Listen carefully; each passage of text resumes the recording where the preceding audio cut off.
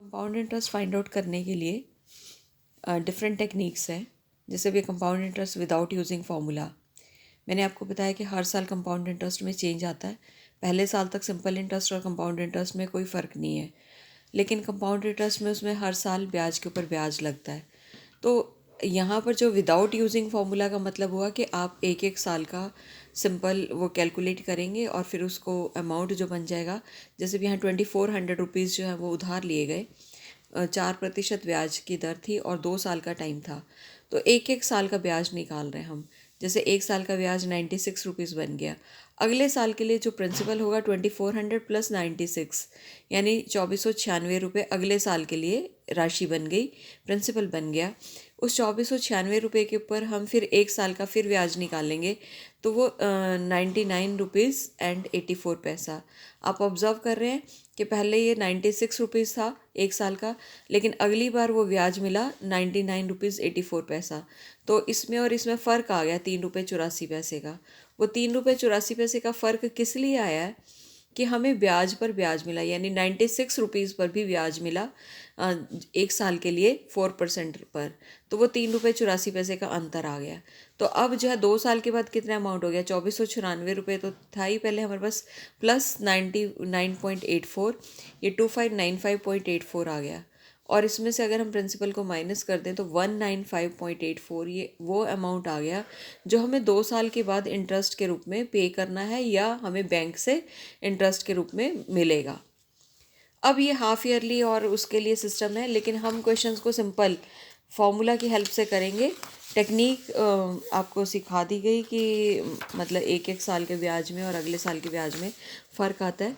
Question देखिए, ये है फार्मूलाज को यूज़ करके। फर्स्ट टाइप है हमारी, जब आपका कंपाउंड इंटरेस्ट फाइंड आउट करना है, रेट एनुअली चार्ज की गई और टाइम हमें दिया हुआ है। Find the compound interest on ₹8,000 for 4 years at 10% per annum.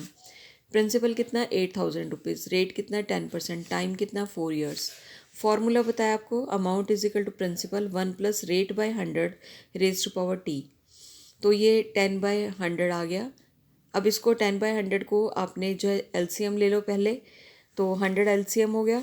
100 LCM 100 plus 10, तो this is 110। 110/100 raise to power 4, जिसकी ज़ीरो कैंसिल हो गई तो 11/10 रेज टू पावर 4। अब 11/10 को कितनी बार मल्टीप्लाई करना है, 4 बार। तो ये ज़ीरोज़ जो है ना ये कैंसिल हो जाएंगी, 3 ज़ीरोज़ विल कैंसिल आउट। उसके बाद आप जो है 11 11 11 11 इसको 4 टाइम्स मल्टीप्लाई कर लो। जैसे ये 121, फिर 121 को 121 के साथ फिर उसको 8 से और डिवाइड करना है 10 से। तो ये मिल गया हमें। ये क्या मिला है, अमाउंट। मैंने बताया आपको कंपाउंड इंटरेस्ट में डायरेक्ट इंटरेस्ट नहीं आता, पहले अमाउंट कैलकुलेट होता है। अमाउंट यानी इंटरेस्ट प्लस प्रिंसिपल। अब कंपाउंड इंटरेस्ट क्या होगा, अमाउंट माइनस प्रिंसिपल।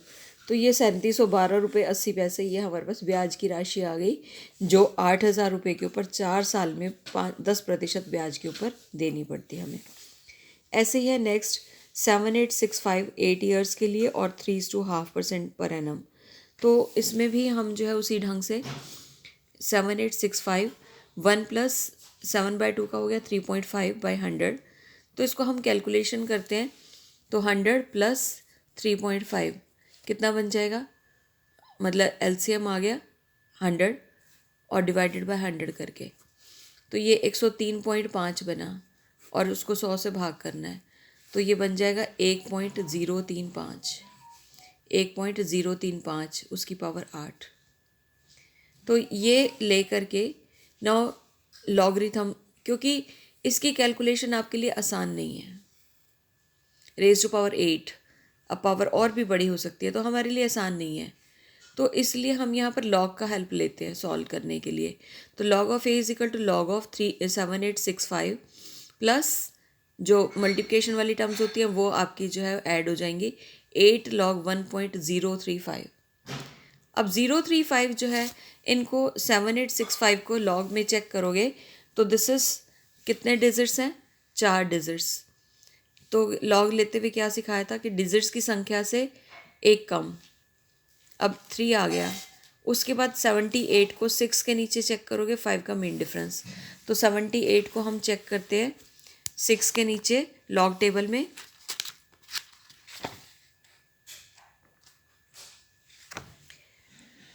ये आप चेक करके देख सकते हैं, लॉगरिथम के चैप्टर में सिखाया भी गया है। 8957 प्लस 8 लॉग, इसमें कितने करेक्टरिस्टिक्स हैं? 1। तो ये 1 मतलब ये 1 नंबर नहीं देखना, ये देखना इनकी संख्या कितनी है, 1।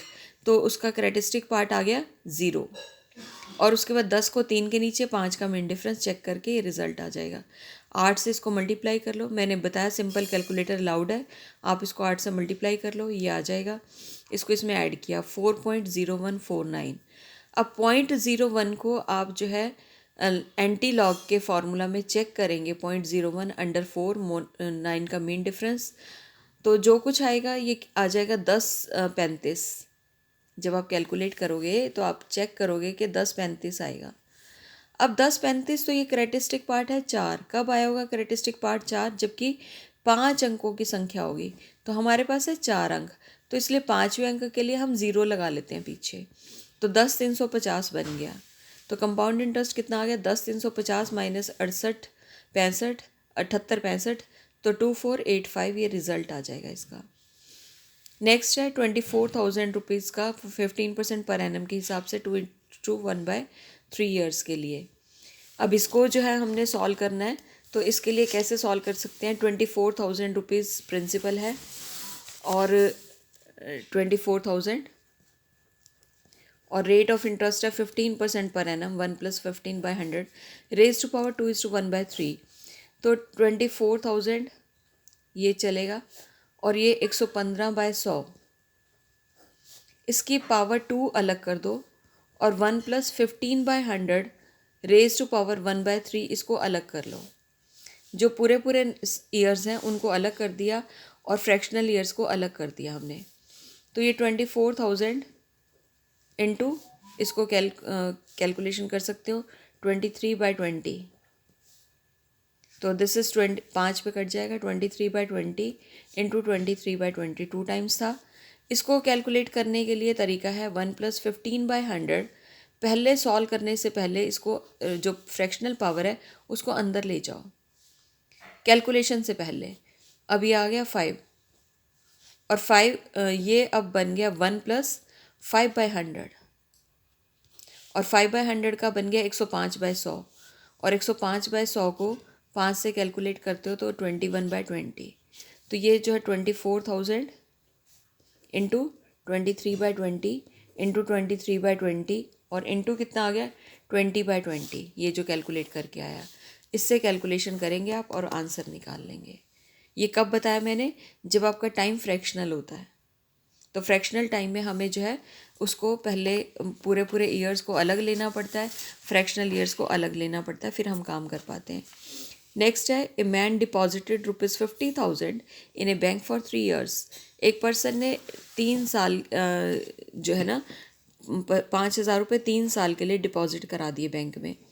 कंपाउंड इंटरेस्ट पहले साल 4% के हिसाब से मिला, दूसरे साल 3% के हिसाब से मिला, तीसरे साल के लिए 2% के हिसाब से मिला। तो ये एक एक साल का इंटरेस्ट दे रखा है, रेट ऑफ इंटरेस्ट दे रखा है। तो ये पहले साल का, ये दूसरे साल का, ये तीसरे साल का।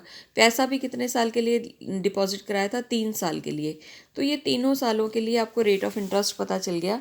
डायरेक्ट फार्मूला आप यूज़ करेंगे 1 + R1/100 1 + R2/100 1 + R3। तो अगर आप इनको देखें, ये पहले साल का है, दूसरे साल का, तीसरे साल का, सिंपल कैलकुलेशन होकर के ये रिज़ल्ट आ जाएगा कितने साल के बाद उसको कितना पैसा जो है ना वो मिलेगा। उसने पूछा क्या? उसने ये नहीं पूछा उसको कितना ब्याज मिलेगा, उसने पूछा कि amount he will get at the end of 3 years, 3 साल के बाद कितनी राशि प्राप्त करेगा। तो वो राशि मतलब 5,000 तो उसने अपने जमा कराए थे, बाकी का जो उसे इंटरेस्ट के फॉर्म में मिल जाएगा वो अमाउंट हो गया। तो हमें यहाँ पर क्या आंसर निकालना था? अमाउंट निकालना था कि 5,000 के बजाय जो उसने जमा कराए थे उसको 5463.12 मिल गए। नेक्स्ट है Rekha bought a refrigerator for ₹9200 on credit. उसने 9200 पर एक रेफ्रिजरेटर उधार लिया। Rate of interest for the first year 3%, second year के लिए 15%। How much it cost her if she pays the amount after 2 years. 2 साल के बाद अगर वो राशि पे कर रही है। तो यहाँ भी वही है, कितना? 9200 रुपये। 5% का ब्याज पहले साल देना पड़ेगा, दूसरे साल का ब्याज 15% के हिसाब से देना पड़ेगा। तो आप सिंपल कैलकुलेशन करेंगे। वो उसको उसने पूछा रेफ्रिजरेटर की कॉस्ट क्या पड़ेगी, तो अगर वो कैश दे देती तो 9200 रुपये देने पड़ते। अब क्योंकि उसने इंटरेस्ट पर लिया तो उसको 11,109 रुपये पे करने पड़े, इतनी उसको कॉस्ट पड़ेगी। अगला है determination of amount and compound interest when interest is compounded half yearly और क्वार्टरली। अब यहाँ पर हम हाफ ईयरली की बात करते हैं। हाफ ईयरली का मतलब होता है 6 महीने। एक साल में 6 महीने कितनी बार आते हैं? 2 बार। और एक साल में 3 3 महीने कितनी बार आते हैं? 4 बार। और मंथली अगर हम बात करें तो एक साल में कितने महीने होते हैं? 12। तो उसके अकॉर्डिंगली जब आपका इंटरेस्ट हाफ ईयरली चेक किया जाए या क्वार्टरली चेक किया जाए, तो हाफ ईयरली में क्या होता है कि 6 महीने के बाद इंटरेस्ट लग जाएगा, और क्वार्टरली में क्या होता है कि हर 3 महीने के बाद इंटरेस्ट लग जाएगा, फिर इंटरेस्ट पर इंटरेस्ट शुरू हो जाएगा। और मंथली में हर महीने इंटरेस्ट लगता है, और फिर हर महीने जो इंटरेस्ट के साथ राशि बनी फिर दोबारा उसके ऊपर ब्याज लगता है। तो अब यहाँ पर देखिए, man deposited ₹3200 in A finance company for 2.5 years for 10% per annum, find the amount he received the interest is compounded half yearly. अब हाफ ईयरली में 2.5 साल की टाइम हो गई, लेकिन अगर हम बात करें तो 6 6 महीने, मतलब पहले साल में 6 महीने 2 बार आएंगे, फिर दूसरे साल में भी 6 महीने 2 बार आ गए, और 2.5 साल का मतलब 6 महीने की बात कर रहा है। तो टोटल टाइम पीरियड कितनी बार इंटरेस्ट कैलकुलेट होगा? That is 5 times. अब 5 टाइम्स के हिसाब से तो आपने क्या करना है, अगर सिस्टम आपका हाफ ईयरली या क्वार्टरली हो या मतलब मंथली हो, तो हाफ ईयरली में आपने रेट को कर देना है आधा, रेट को 2 से डिवाइड कर लेंगे और टाइम को 2 से मल्टीप्लाई कर लेंगे। ऐसे ही क्वार्टरली में आप रेट को 4 से डिवाइड करेंगे और टाइम को 4 से मल्टीप्लाई करेंगे, और मंथली में रेट को 12 से डिवाइड करेंगे, टाइम को 12 से मल्टीप्लाई करेंगे। मैं रिपीट कर रही हूँ, हाफ ईयरली में रेट को आधा कर देना है, मतलब 2 से डिवाइड कर लेना है, टाइम को 2 से मल्टीप्लाई कर लेना है। 2 क्यों लिया? क्योंकि एक साल में 6 6 महीने 2 बार आते हैं। क्वार्टरली मतलब 4 बार आएंगे एक साल में, महीने 3 3 करके, तो रेट को 4 से डिवाइड कर लेना है और टाइम को 4 से मल्टीप्लाई कर लेना है। मंथली में क्योंकि 4 बार आएंगे, 12 बार आएंगे, तो रेट को 12 से डिवाइड कर देना है, टाइम को 12 से मल्टीप्लाई कर लेना है। तो अब ये क्वेश्चन देखिए, 3200 रुपये की राशि थी, रेट था 10% पर एनम। क्या लिखेंगे? 5% हाफ ईयरली। टाइम कितना है? 2.5 साल, जिसको 5 हाफ ईयर्स लिख सकते हैं कि 6 6 महीने, दो मतलब 5/2 हो गया ना, 5/2 इंटू 2 करके 5। मैंने पिछले क्वेश्चन में बताया कि जहाँ पर एनुअली सिस्टम होता है वहाँ पर 2.5 साल को ब्रेक नहीं करना, वहाँ पर 2 ईयर्स को अलग ले लेना है, 1/2 को अलग ले लेना है। लेकिन जब आपका फ्रैक्शनल में ये मतलब हाफ ईयरली सिस्टम आ गया, तो आपने 5/2 को किससे मल्टीप्लाई करना है? 2 से। तो ये कैंसिल हो गया, तो कितने बन गए? 5 हाफ ईयर्स। उसके बाद फार्मूला वही फॉलो करेंगे, 3200 रुपये